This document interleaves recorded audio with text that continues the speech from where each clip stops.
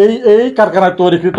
এবং আপনি যদি আপনাদেরকে যদি নলগুলো দেখেন, আপনাদের বুমের জন্য দেখানো যাচ্ছে, যদি বুমটা একটু সরাই, এই যে নলগুলো দেখেন, আপনার এই নলগুলো কালার করে এইটাই।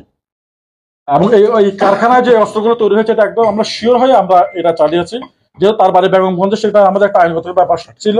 এবং আমরা যখন অভিযান চালাতে যাই, তখন কিন্তু বেগম মোস্তানাকে আমরা জানিয়েছিলাম, তারা আমাদের উপরে হামলা ওরা আশঙ্কা ছিল। সেজন্য আমরা যখন চলে আসি, প্রতিমধ্যে বেগম মোস্তানার সাথে আমাদের দেখা হয়, এবং তাদেরকে আমরা বলেছি পরবর্তী বাকি অস্ত্র যেগুলো আছে তারা যেন সেগুলো উদ্ধার করে। 7 ডিসেম্বর 2025 সকাল 10টা 40 ঘটিকার সময় গোয়েন্দা তথ্যের ভিত্তিতে আমরা নোয়াখালী জেলার বেগম মোস্তানাধীন 4 নং আলিয়ারপুর ইউনিয়নের 4 নং ওয়ার্ডস্থ জগদীশপুর গ্রামে মনুমেজির বাড়ির শফিউল্লাহর কবরের পাশে আমরা জুপের ভিতর হতে জেলা গোয়েন্দা সংস্থা এবং আমাদের চন্দ্রগঞ্জ থানা পুলিশ কর্তৃক নুরুদ্দিনের মালিকানাধীন Noha auto traders and engineering ওয়ার্কশপে প্রস্তুতকৃত 5টি দেশীয় তৈরি 1 নালা বন্দুক এবং 1টি এলজি উদ্ধারপূর্বক আমরা উদ্ধার করেছি, এবং এই ব্যাপারে আমরা আইনগত প্রক্রিয়াধীন আছে। আপনাদেরকে জানাতে চাই, গত 1 তারিখ আপনারা জানেন, আপনারা নিউজ করেছেন, আমরা লক্ষ্মীপুর জেলা চন্দ্রগঞ্জ থানার 10 নং চন্দ্রগঞ্জ ইউপির 5 নং ওয়ার্ডের দেওপাড়া গ্রামের নুরুদ্দিনের মালিকানাধীন Noha auto traders and engineering ওয়ার্কশপের আড়ালে অস্ত্র তৈরির কারখানা আমরা উদ্ধার করেছিলাম। ওখান থেকে আমরা একটি দেশীয় অস্ত্র এবং বিপুল পরিমাণ অস্ত্র তৈরির সরঞ্জাম আমরা উদ্ধার করেছিলাম।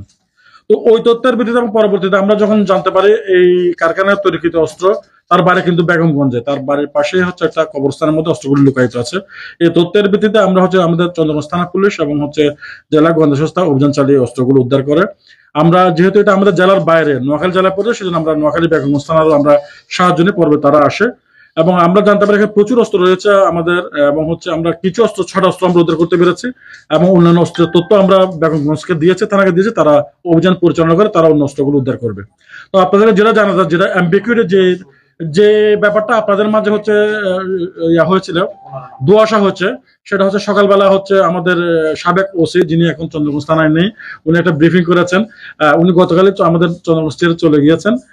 এটা একটা দুঃখজনক ঘটনা। এই ব্যাপারে আমাদের আইনগত প্রক্রিয়া হবে। আমাদের ডিআই স্যার ওয়াকিবহাল আছেন, ডিআই স্যার আমাকে ফোন দিয়েছিলেন। আমাদের 2 জেলার এসপি স্যার, 3 জেলার এসপি স্যার ওয়াকিবহাল আছেন, এবং এই ব্যাপারে একটা আমরা বিভাগীয় আমাদের ব্যবস্থা হবে।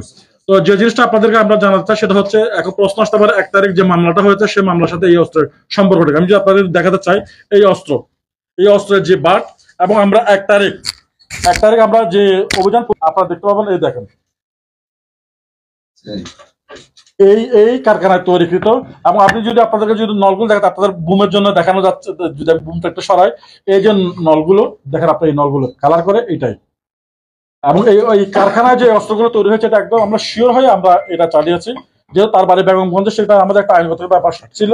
এবং আমরা যখন অভিযান চালাতে যাই, তখন কিন্তু বেগম মোস্তানাকে আমরা জানিয়েছিলাম, তারা আমাদের উপরে হামলা ওরা আশঙ্কা ছিল। সেজন্য আমরা যখন চলে আসি, প্রতিমধ্যে বেগম মোস্তানার সাথে আমাদের দেখা হয়, এবং তাদেরকে আমরা বলেছি পরবর্তী বাকি অস্ত্র যেগুলো আছে তারা যেন সেগুলো উদ্ধার করে।